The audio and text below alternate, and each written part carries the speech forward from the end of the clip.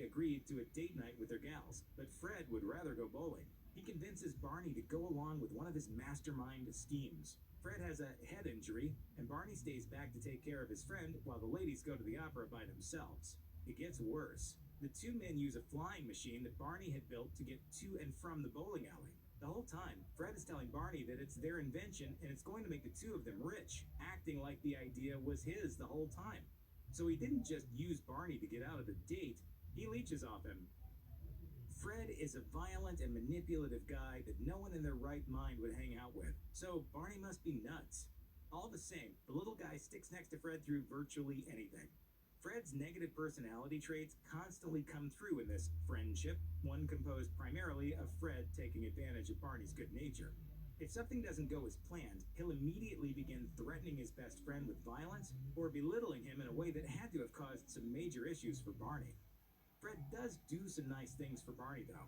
He supports him when he's going through the adoption process in the episode Little Bam Bam and even saves his life. But it's hard not to see the wildly shifting treatment as a classical abusive relationship. In the first episode of this series, Fred threatens Barney for being noisy while he's trying to take a nap. He tries to slug Barney for getting a stuffed bowling ball off his finger in the rock quarry story. And so on, and so on. He's not the sort of friend anyone would want to have. In recent times, our society has made leaps and bounds toward recognizing and eliminating body shaming. It still happens, but more people are recognizing the damage it does every day. It wasn't that way in the 60s when the Flintstones was in production, and Fred bore the brunt of the body shaming attacks. Calling someone fat may be low-hanging fruit for childish laughter, but we understand now just how much trauma it can cause. Fred's a husky guy.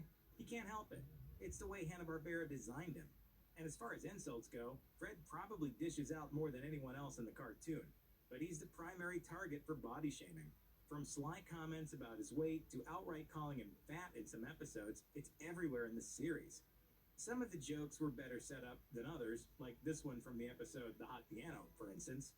It won't go through. It's stuck. Stuck, huh? Well, stand back while I throw a little weight on it. But Fred, you're a lot of weight. Check out the episode Fred Flintstone Before and After to see how bad it gets, as the entire episode is all about how fat and ugly Fred is.